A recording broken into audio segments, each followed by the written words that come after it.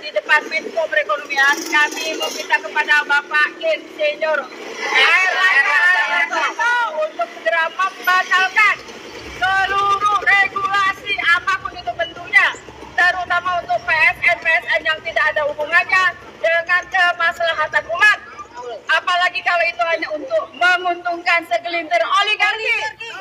Oke, halo semuanya, assalamualaikum warahmatullahi wabarakatuh. Kembali lagi bersama saya Cak Mamjung. Nah, semuanya, bagaimana kabarnya? Semoga selalu diberikan kesehatan, lancar, rezeki, mudah segala urusannya. Oke, amin amin ya robbal alamin. Oke, teman-teman semuanya, di kesempatan kali ini saya ingin memberikan video reaction kembali. Nah, ini terkait momen dimana ketika saat Refly Harun dan juga kawan-kawan atau timnya ya lagi berdemo ya, berapi-api demonya namanya Suara Rakyat. Nah, ini apa ya, mengaitkan tentang Bapak Prabowo, Bapak Presiden kita, dan ada apa sih ya? Oke, supaya tidak terjadi gagal paham, dan juga ada para mama di sini ya yang juga ikut teman ya. Seperti apa? Ini dia videonya. Kita berdiri di sini bukan karena kita tidak ada kerjaan. Kita berdiri di sini karena kita sudah selesai dengan diri kita. Ya, mantap. Karena itu kita memikirkan orang lain.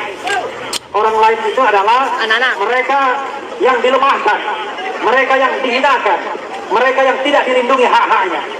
Jadi kawan-kawan semua, tujuan bernegara itu adalah mensejahterakan masyarakat seluruhnya, melindungi masyarakat seluruhnya, mencerdaskan masyarakat semuanya, bukan hanya untuk sebagian golongan saja. Jadi saya ingin mengungkapkan sedikit rahasia. Ada teman saya yang mengatakan, kenapa Refly Harun kok sentimen dengan PIK 2? Kenapa Refly Harun sentimen dengan A2? Saya katakan, saya tidak sentimen dengan siapapun. Saya tidak sentimen dengan A2, tidak sentimen dengan PIK 2. Tetapi bila mana ada ketidakadilan dan ketidakbenaran, maka disitulah kita berdiri dan berbicara. Jadi bukan soal siapa dan mengapa, tetapi soal sikap yang lurus dan benar. Jadi kawan-kawan semuanya, dalam sikap yang lurus dan benar, dalam negara yang tidak banyak kebenarannya ini, kita mungkin berada terus di jalan yang sepi. Tidak apa-apa. Teman-teman kita sudah enak-enakan di Senayan. Kalau dulu ketika menjadi oposisi, bersama-sama kita di jalan, sering mengkritik di media sosial. Tetapi begitu sudah enak-enakan di kursi, baik di legislatif maupun eksekutif, diam saja, mengirim doa saja tidak. Jadi kalau ada kegiatan, ya terpaksalah. Yang saya undang adalah Edi Mulyadi, Said Didu, Marwan Batubara. Saya tidak bisa lagi mengundang teman saya Fahri Hamzah, Wadli Som, ya, karena mereka sudah menjadi bagian dari kekuasaan dan agak enak hidupnya sekarang. Dari dulu juga enak, tapi dulu enak dan kritis, tapi sekarang enak dan menikmati. Jadi agak beda. Jadi jangan harap di antara kita ini Anda akan melihat para anggota Dewan Perwakilan Rakyat atau DPRD. Padahal secara teoritis harusnya mereka yang ada di sini untuk mendengarkan aspirasi rakyat yang diwakilinya. Tidak hanya gedung sana yang mendengarkan, tetapi juga wakil-wakil kita di DPR dan DPRD. Saya tadi menengok ke sana, ya. Kementerian Koordinator Bidang Perekonomian Republik Indonesia memperingati Hari Anti Korupsi Sedunia 2024. Teguhkan komitmen berantas korupsi untuk Indonesia maju. Anda percayakan kalau ini punya komitmen?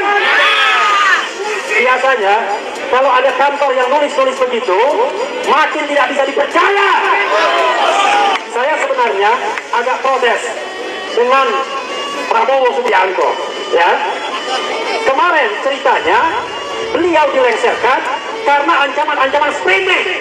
11 katanya sprindiknya, ya, langsung lengser dari ketua umum partai besar, partai pemenang nomor 2 di pemilu 2024.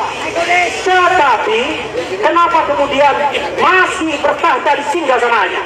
Apakah demikian takutnya Prabowo Subianto dengan Joko Widodo?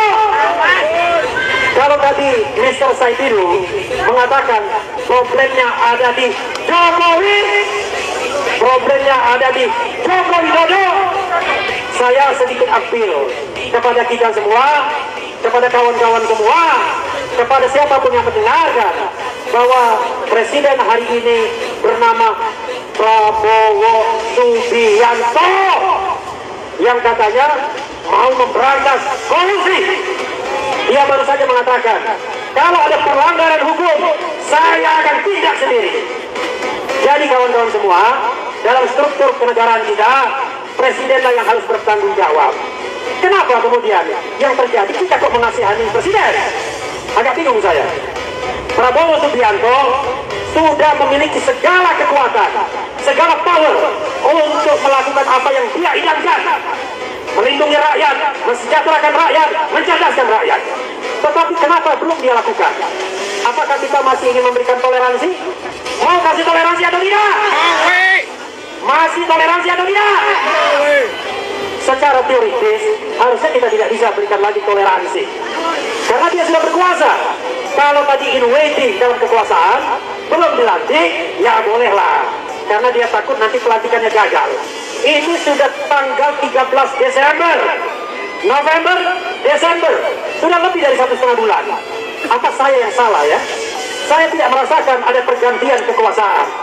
Sepertinya masih yang lama penguasanya. Prabowo masih di bawah bayang-bayang Jokowi.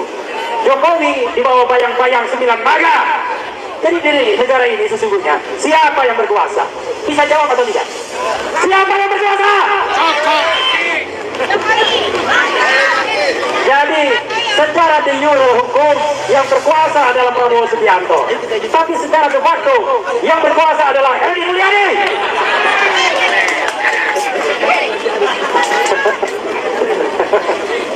Edi Mulyadi, engkau di rumah saja, Mulyono dan kawan-kawan. Ya, jadi saudara sekalian, ya, karena saya mengangkat semuanya sobat RH ya, kecuali yang bukan sobat saya. Bapak polisi ini subscriber RH channel, jangan khawatir. Ya Pak polisi ya, terima kasih banyak Pak. Kalau Bapak jadi jenderal, pastikan jangan jadi jenderal Sambo ya. Pastikan berbuat untuk rakyat banyak. Pastikan jangan cawe-cawe di pemilu, jangan jadi pacok. Pacok itu adalah partai coklat yang biasa kita makan. Ketua umumnya yang mulia Joko Widodo. Jadi kawan-kawan semuanya, kita di sini memperjuangkan kepentingan masyarakat. Ada cara berpikir yang salah dari penguasa. Jadi kawan itu seperti Singapura, kita bisa bangga. Kawan-kawan semua, Singapura seperti itu adalah satu kesatuan negara.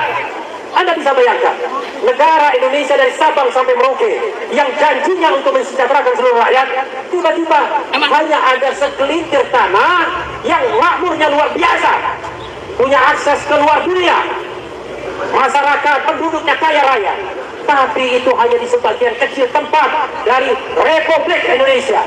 Itu bukanlah cara bernegara yang benar. Cara bernegara yang benar itu adalah kesejahteraan bagi kita semua, bukan kesejahteraan bagi segelintir orang saja. Jadi kalau di antara kita makan, semua harus makan. Tidak boleh ada satunya kayanya minta ampun, tetapi yang lainnya miskin sampai makan pun tidak bisa. Bukan itu cita-cita negara kita yang sudah digariskan oleh the founding parents kita. Cita-cita negara kita adalah makmur bersama, bukan makmur sebagian. Lihat, makmur bersama, bukan makmur hanya segelintir orang saja. Permasalahan kita sejak zaman Orde Lama, Orde Baru, dan sekarang Orde Reformasi adalah ketimpangan yang luar biasa. Dan sekarang ketimpangan itu makin menjadi-jadi. Bahkan kalau di rata-rata pendapatan per kapita kita, ketimpangan itu sudah 1 juta kali. Coba bayangkan. Di antara mereka yang mendapatkan pendapatan rata-rata 4.000-5.000 dolar per kapita dengan 40 orang terkaya di Indonesia, kesenjangannya sudah 1 juta kali. Bayangkan, bapak-bapak polisi ya, kita tahu gaji bapak kecil, tapi lebih baik karena di sini kita semua nggak ada gaji. Kita melakukan sesuatu untuk voluntarily, nggak ada yang membayar. Jadi bedanya adalah bapak tegak di sana, ada yang bayar, kita yang bayar, karena dibayar dari pajak negara. Kita berdiri di sini, nggak ada yang bayar. Kita swadaya. Ada yang dari Banten, dari Bandung, yang namanya Rizal Fadila. Mana Rizal Fadila? Rizal Fadila, kalau ada orasi seperti ini, bolak-balik naik travel. Nggak ada sponsor. Makan pun sudah susah dia sekarang. Karena uangnya untuk naik travel. Tetapi kita bahagia. Karena kita sudah selesai dengan diri kita masing-masing. Oh, ada azan. Saya sengaja memang. Terima kasih. Hari ini kami membawa banyak sekali aspirasi karena begitu bobroknya negeri ini. Makanya kalau bahasa kami banyak campur-campur. Ada bahas tentang polisi, ada bahas tentang pilkada, ada bahas tentang Jokowi. Tolong diterima karena inilah Indonesia saat ini. Makanya kami minta ada turun menemui kami semua hari ini. Mungkin ada perwakilan yang nanti akan diskusi dengan Bapak. Tapi sebelumnya kami Bapak siap. Kita teriak, kita panggil. Bapak Rangga turun. Kalau Anda tidak berani turun, kami akan kasih Anda hadiah 1 buah daster.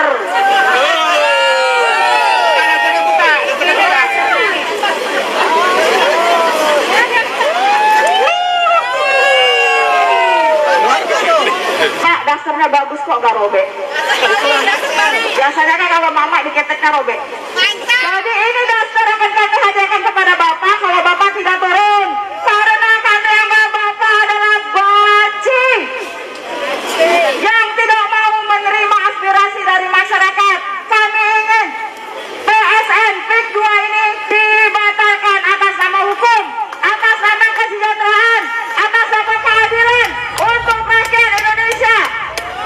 Tetapi selain dari PIK 2, banyak lagi PSN lain. Kemarin kami mewakili dari Lampung. Ada juga pembangunan pagoda yang memakan uang APBD 28 miliar. Dan itu menyalahi aturan. Sekalian kami di sini, kami juga bawa poster-poster untuk bagaimana bobroknya polisi hari ini. Bentar. Kenapa? Silakan dibaca sendiri. KM 50, kasus Kanjuruhan, tidak ada yang selesai sampai sekarang. Kalau kata orang, ikan itu busuk dari kepalanya, maka kalau Kapolri sudah busuk kepalanya, kita minta Bapak Listio Sigit untuk mundur. Karena kami tahu bahwa polisi juga membackingi proyek-proyek besar. Tolong Bapak Listio Sigit untuk mundur. Ini permintaan kami. Terima kasih. Semoga hari ini kita diberkati rahmat dari Allah. Assalamualaikum warahmatullahi wabarakatuh. Waalaikumsalam. Kami mak-mak yang memang tampaknya mak-mak ya. Tapi dia dong bagi kita dong. Macanya ada 2. Nah, jadi mak-mak juga bisa berubah jadi macan kalau kita diinjak-injak, kalau hak kita dirampas. Apalagi kalau hak asasi manusia kita dipermainkan. Jadi di sini kita semua berusaha untuk membela masyarakat yang haknya dirampas dalam kasus PSN PIK 2 di Banten. Yang kabar-kabarnya itu meluasnya melebihi Singapura. Siapa yang mau negara kita jadi Singapura? Mau? Nah, diisi sama aguan-aguan semua mau? Iya. Kalau begitu kita sepakat, tangkap aguan. Tangkap aguan. Tangkap aguan. Kita minta kepada, hari ini kita ada di depan Menko Perekonomian, kami meminta kepada Bapak Insinyur Erlangga Hartarto untuk segera membatalkan seluruh regulasi apapun itu bentuknya, terutama untuk PSN yang tidak ada hubungannya dengan kemaslahatan umat. Apalagi kalau itu hanya untuk menguntungkan segelintir oligarki. Kami tidak mau Indonesia sudah kerja capek-capek, berkeringat, ternyata hanya untuk memperkaya para Cina-Cina oleng. Baik, terima kasih. Wassalamualaikum warahmatullahi wabarakatuh. KNPRI.